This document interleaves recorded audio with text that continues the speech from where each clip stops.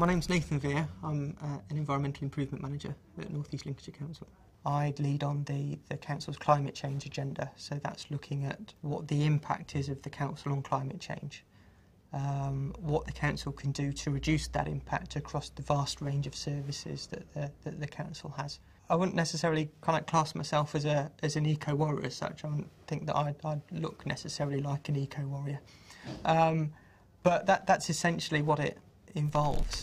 My background's engineering. At school, it was something that I liked doing was some of the sciences. It was very much a teacher at the time that kind of took me to one side and said, "You're probably quite good at this. I think this is the direction that you should probably go in." Once I got my A-level results, they weren't as good as I had hoped for. I felt quite disappointed at that, really.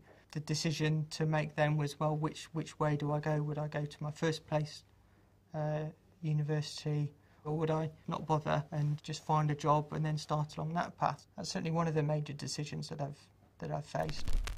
So once I got my A-levels, I went to university to study manufacturing engineering, and that was a thick sandwich course.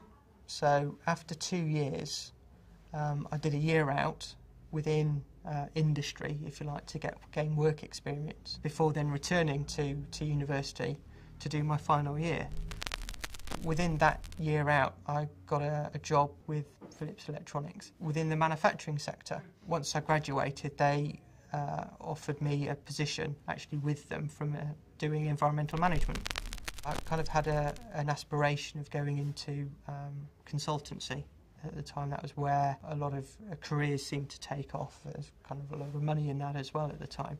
So I moved deliberately from working where I was to going into the public sector. In terms of my working life, it's kind of pretty hectic at the moment. I think the rewards are there for the people that want to do it. I certainly find myself having to make sure I keep myself in check to make sure that work doesn't get the better of you. It can be quite stressful within a local authority. Outside of work, I do a number of different things. I quite like running. That's certainly something that I do to kind of burn off a bit of steam, really. And I know it's quite trendy at the moment, but I've got a vegetable patch as well. So sort of certainly growing your own vegetables and getting some form of delight from that as well. Certainly some of the teachers at my school kind of inspiring in their own way, in the way that they would relate to me or talk to me, give me certain opportunities to do things like out of school events and what have you. Certain managers as well, I've been fortunate to work with some people that have given me their time, passed on some of the knowledge that they've learnt in their own careers. The dream job for me at the moment would be towards the top of an organisation, whether it be at a director or a chief executive level. It's something that I think inspires me, really.